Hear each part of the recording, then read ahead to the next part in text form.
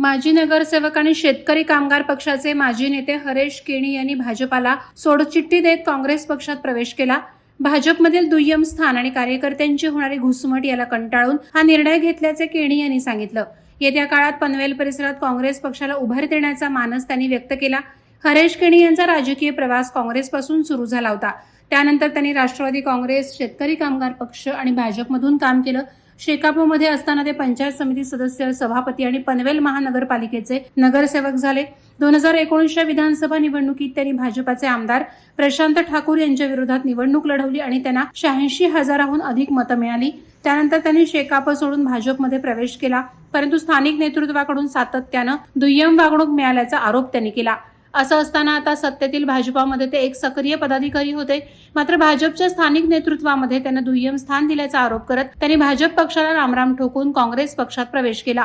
याबाबत त्यांनी अनेक मुद्दे समोर आणले. यामध्ये त्यांनी सांगितलं की जनता ही भाजपच्या त्रासाला पुरती कंटाळली आहे. त्यामुळे जनतेनं आता आगामी निवडणुकीमध्ये काँग्रेस आणि काँग्रेसच्या सोबत असणाऱ्या आघाडीतील घटक पक्षांना संधी द्यावी असं आवाहनही यावेळी हरेश केणी यांनी या निमित्तानं केलं आहे.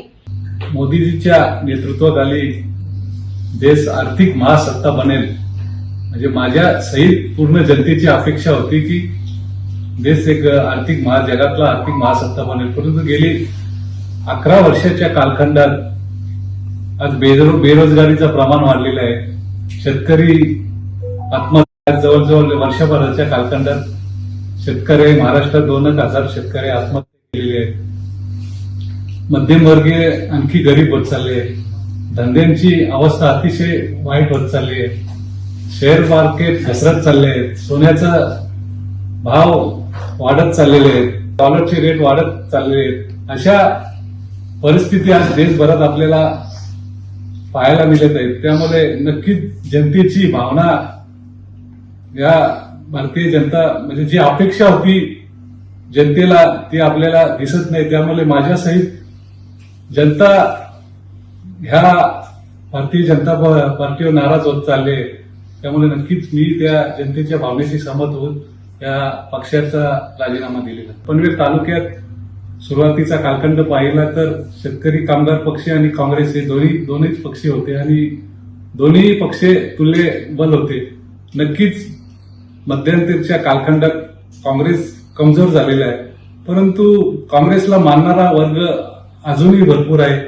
मग हे सर्व नेते, आमचे ज्येष्ठ नेते आरशीबाई गरज साहेब, JR पाटील साहेब, ह्या अध्यक्ष, पनवेल तालुका अध्यक्ष सुदाम पाटील साहेब, स्वातीताई किंवा अन्य सर्व जे काँग्रेसचे जे वरिष्ठ नेते, त्यांना एकत्र आणून काँग्रेस नक्कीच या तालुक्याला एक चांगला नेतृत्व देण्याचं, कारण आज नागरिक जो अपेक्षा होती ती अपेक्षा भारतीय जनता पार्टी ह्या पनवेल, जशी देशात परिस्थिती तशी परिस्थिती पनवेलमध्ये आहे. नक्कीच काँग्रेसच्या माध्यमातून ह्या तालुक्यात आम्ही एक चांगला संघटना बांधून ह्या जनतेला न्याय द्यायचा प्रयत्न करू. आगामी महापालिकेच्या दृष्टीने आज या ठिकाणी काँग्रेस असू दे, राष्ट्रवादी असू दे, शेतकरी कामगार पक्ष, शिवसेना, उद्धव गट, हे मनसे किंवा अन्य पक्ष, म्हणजे जी परिस्थिती उद्भवली त्याप्रमाणे सर्व जण एकत्र येऊन ह्या तालुक्यातले जे प्रश्न आहेत, मग आज बघितलं असेल तर पाणी प्रश्न तीव्र आहे, टॅक्सचा प्रश्न सुटलेला नाही, महापालिकेतला कारभार अनगोंदी चालू आहे, रस्त्यांची बिकट अवस्था चालू आहे. आणि आज बघत असतो जनता आपल्याला, आज जे जनतेचे मेसेज असतात, एखादा फेसबुक वगैरे टाकला तर आपल्याला दिसतो की कुंपणच शेत खात आहेत. म्हणजे अशा वाईट परिस्थिती पनवेल तालुक्यात चाललेल्या आहेत. तर नक्कीच सर्वांनी सर्व पक्ष एकत्र येऊन नक्कीच या ठिकाणी जी भारतीय जनता पार्टीची सत्ता आहे ती नक्कीच जनता एक विरोधात कल दिसतो आणि तो फायदा ह्या सर्व पक्षांना होणार आहे. संघटनातून काम केलेलं आहे, म्हणजे सगळे पक्ष झाले तरी मी मुळात खालच्या लेवलला जाऊन लोकांजवळ जाऊन लोकांच्या समस्या काय काय त्या बघून मी काम करीत असतो. त्यामुळे नक्कीच मला राजकारणात येऊन 25 ते 30 वर्ष झालेले आहेत. त्याचा फायदा, कारण मी सर्व समाजापर्यंत पोहोचत असतो आणि त्याचा फायदा नक्कीच या काँग्रेस पक्षाला कसा होईल तो माझा प्रयत्न असेल आणि त्याचा नक्कीच फायदा काँग्रेस पक्षाला होईल. प्रवेश करण्यापूर्वी त्यांचे बोलणं झाले. आमचे अशी गरज साहेब असो, श्रुतीताई असो किंवा आमचे जिल्हा किंवा काँग्रेसचे सर्व पदाधिकारी त्यांच्याबरोबर एक चांगल्या प्रकारचे त्यांच्याशी बोलणे झाले.